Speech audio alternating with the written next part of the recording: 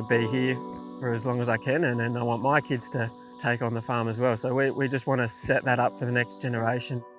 I think it's something we all need to think about, reducing our reliance on the grid supplied power. Whatever we can do that utilises the sun, it's free energy right there. My name's Sam Nicholson. I'm a dairy farmer here on Jones Island. It's a family farm. At the moment we're milking 230 cows. We're sort of working up towards 250. We bought this farm 6 years ago and the infrastructure was quite outdated. As well as buying the farm and taking on that debt, we just had to make do with the infrastructure we had at the time. But as we've sort of progressed and developed the farm, we've realised that we need to upgrade that infrastructure. We've increased our herd numbers, so obviously using more energy. So there comes a point where you've got to make that decision, what's the more sustainable approach? Some of the challenges with the dairy industry at the moment obviously are around trying to manage their costs. We've seen electricity prices go up, diesel, and as their herds get larger, they're also increasing volume. So the existing infrastructure they have often doesn't, cut it in a new environment. So Dairy New South Wales partnered with New South Wales DPI to be involved in these pilots. This particular farm we're standing on today was one of 2 dairy pilots managed by Dairy New South Wales, looking at solar thermal storage. My name's Simon Scowen. I'm the manager here at Manning Valley Dairy. We milk 800 cows all year round. Some of our milk goes to Sydney, some of our milk goes to Brisbane. So it's got to be, go on a truck and got to get carted. So it's important that milk's below low temperature. And as we were producing more and more milk, that was becoming more and more of a struggle. It's no good having a milk tanker turn up here, ready to go to Brisbane, and he's got to sit here waiting for it to cool down. All our milk goes into the liquid milk market, so it's all in a human consumption. So milk quality is crucial. So the quicker we can chill that milk down, the higher the quality of the milk is. We had looked at solar before, but of course with dairy farms our power usage is first thing in the morning. We start milking here at 3 o'clock in the morning, and then in the afternoons we don't finish till sort of 7:30 at night. So when the sun's shining, there's no cows in the dairy. When the pilot project came along with an idea to utilise solar energy, to sort of utilise that power that we can produce in the middle of the day and transfer that energy usage through to our milking times, was something that sparked interest in us. The concept behind the solar thermal cooling is to use solar when it's available. In this case, since the largest energy use for a dairy farm being cooling of the milk, being outside of the peak production times, a chiller is used to provide cooling of water, which can then be made available for cooling direct in line during the milking production. So typically at a dairy farm, the milk cooling is to take the temperature of the milk from about 37 degrees Celsius down to below 5 or 4 degrees Celsius.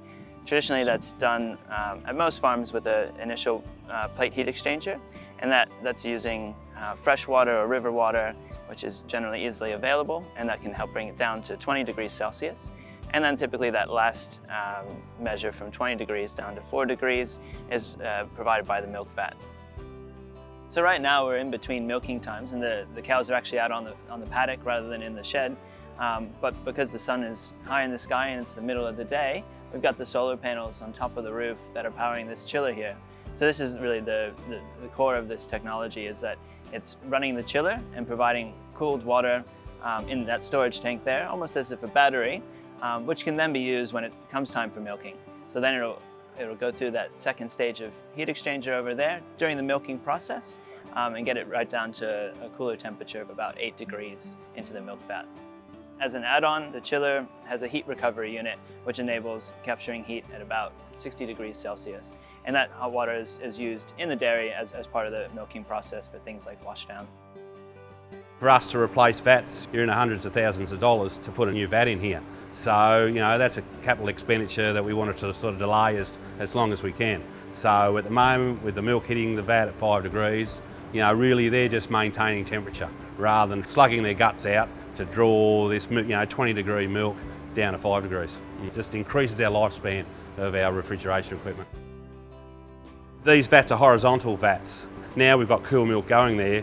The new variety of vats are vertical. So all of a sudden a vertical vat is about 30% cheaper as a capital cost.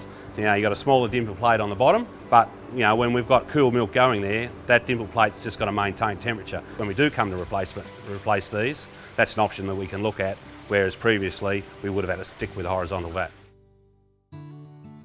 The challenge with the previous system on our farm was, we were using most of our energy of that early morning milking when the sun's not out, so we're using that high, off-peak power supply to cool that milk. Whereas now we're basically using this time of the day, using the sun to cool that water and then use that water to pre-cool the milk.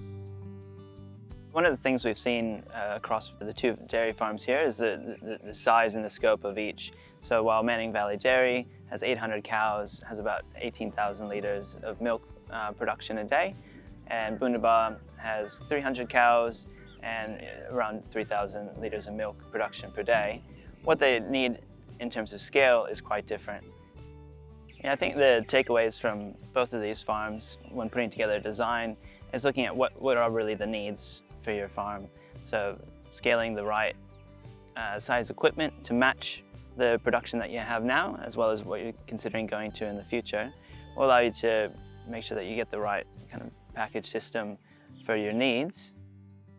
One of the surprises from the project was that we probably didn't fully take into account the extra power that we required to run the chiller. Even though it runs off the solar, we still needed to run extra pumps during milking to recirculate that water, which basically took us over our current threshold of what the power supply was here. So unfortunately, in undertaking the project, all of a sudden as a side project, we had to go and upgrade our power supply. Then once you upgrade transformers, you've got to upgrade switchboards as well. So I guess other farmers considering, adding anything that draws power from the dairy, make sure your transformer, your electricity switchboard's going to handle it. And if it tips over the edge, well, make sure that you have the capacity to do an electricity upgrade, something we had to do here. So at least now we've got plenty of room to expand. It's limitless how much solar we put in here because it'll all be fed in the grid. If we put sheds in, whatever, we know we're not going to be limited by power. The upgrade's done. The new system just gives us peace of mind that we know that our milk's going to be picked up at the right temperature at the right time. Yeah, it just gives us more confidence that we can produce more milk when we want it and cool it when we need it to be cooled.